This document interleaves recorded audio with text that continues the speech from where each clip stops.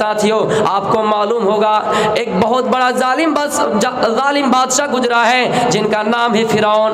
بہت بڑا ظالم بادشاہ, لیکن ان کی بیوی جنتی ہے. آئے میری پیاری ماؤں بہنوں, اس سے یہ نصیحت حاصل ہوتی ہے, اس سے سبق ملتا ہے کہ اگر آپ کا شوہر بھی آپ کو برائی کی طرف لے جاتا ہے, آپ کا شوہر بھی آپ کو نمازی نہیں بناتا ہے, اگر آپ کا شوہر بھی خراب ہے, آپ کا شوہر دیندار نہیں ہے, تو آپ یہ نہ سمجھے کہ ہمارا شوہر ہم کو نماز پڑھنے کے لیے نہیں دیتا ہے, ہم کیسے اللہ کی عبادت کریں. وہ فرعون جو اتنا بڑا ظالم بادشاہ, جس نے کبھی مردوں کو قتل کر دیا, جس نے کبھی بیٹوں کو قتل کر دیا, عورتوں کو چھوڑ دیا, جس نے بہت سارے اسلام کو نقصان پہنچانے کے لیے, موسیٰ اور اس کی قوم کو نقصان پہنچانے کے لیے بہت ساری کوششیں کی, وہ فرعون میرے پیارے ساتھیوں جس نے بیک وقت آدھی دنیا میں حکومت کی, اس فرعون نے کہا اے لوگو, اے حامان, ایک کام کرو, ایک بہت بڑی عمارت بناؤ, برج خلیفہ جیسے مکان بناؤ, ان کی اونچائی اتنی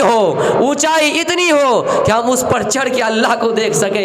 یہ موسیٰ بڑے ہی چلاتے ہیں, موسیٰ کی قوم بڑے ہی چلاتے کہ اللہ آسمان پر ہے, ساتویں آسمان پر ہے, میں چڑھ کر اللہ کو دیکھنا چاہوں گا. حامان کو کہا برج خلیفہ بناؤ, حامان کو کہا کہ قطب مینار جیسی اونچی عمارت بناؤ, اس پر چڑھ کر ہم اللہ کو دیکھ سکیں گے.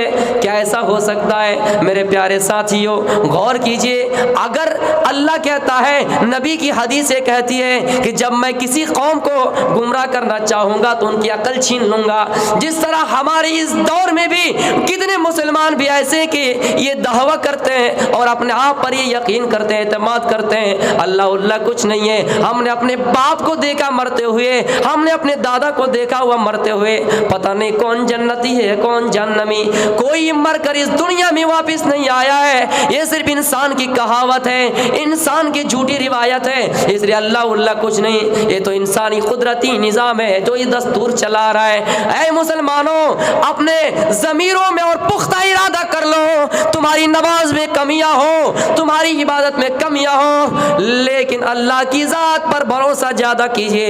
توکل علی اللہ, اللہ تعالیٰ کی ذات پر بھروسہ کیجئے کہ ہاں اللہ ہے, اس نے نبی کو اس دنیا میں بھیجے تھے, اس نے رسول کو اس دنیا میں بھیجے تھے, چاند کو اللہ نے پیدا کیا ہے, سورج کو اللہ نے پیدا کیا ہے. کم از کم اللہ پر توکل کرو. ایک بات یاد رکھیے گا, آپ نمازیں پڑھتے ہیں, آپ روزہ رکھتے ہیں, لیکن اگر اللہ پر بھروسہ نہیں ہے تو کوئی اعمال آپ کا کام میں نہیں آئے گا, آپ کا وہ اعمال برباد ہو جائے گا. شرط ہے کہ آپ اللہ پر پہلے ایمان والے بن جائیے, اس کے بعد عمل صالح کیجیے. قرآن میں آیا ہے آمنوا وعملوا الصالحات, پہلے اللہ کی ذات پر پختہ ایمان, پختہ ارادہ کہ اللہ ایک ہے, اللہ نے انسان کو پیدا کیا ہے, اس کے بعد عمل صالح. اگر آپ کہیں گے کہ عمل صالح کریں گے, آپ کہیں گے نیک عمل کریں گے, آپ کہیں گے کہ ہم نماز پڑھیں گے, آپ کہیں گے روزہ رکھیں گے, لیکن اللہ کی ذات پر یقین نہیں رکھیں گے, تو سمجھیے کہ آپ کا اعمال برباد ہو جائے گا.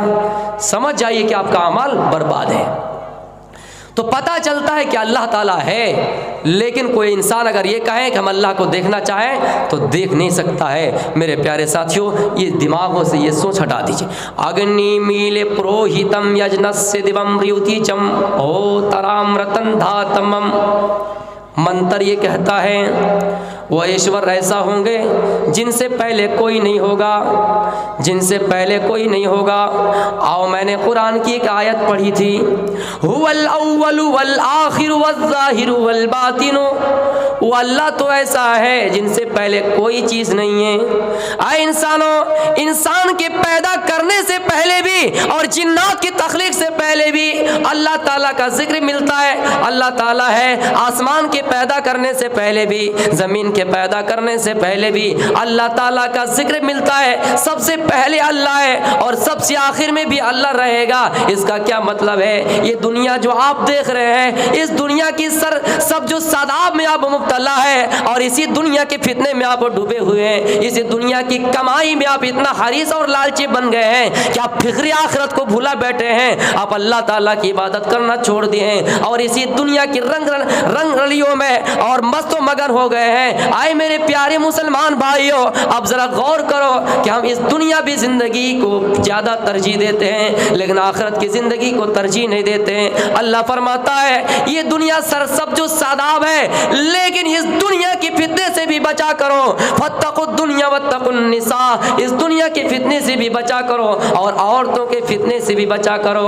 یہ دنیا ایک دن ختم ہو جائے گی, ایک دنیا ایک دن فنا ہو جائے گی. کل من علیہا فان, یہ دنیا کی تمام چیزیں فنا ہو جائے گی.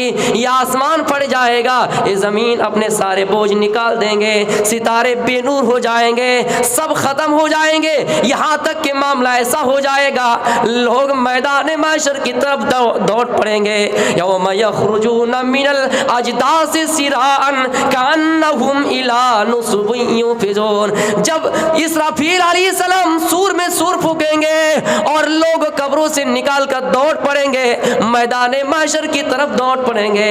باپ اپنے بیٹے سے بھاگے گا, یوم یفر المرء من اخی و امہ و ابی. آئے میری ماں اپنی بیٹی سے پیار کرنے والوں, آئے میرے باپ اور چچا کے شکل میں یہاں رشتہ دار موجود ہے, اپنے بیٹے کو ترجیح دینے والوں, آئے بیٹا اپنے باپ کو ترجیح دینے والوں. قیامت کا منظر ایسا ہوگا, باپ اپنے بیٹے کو چھوڑ کر دوڑ بھاگیں گے, ماں اپنی بیٹی کو چھوڑ کر بھاگیں گے.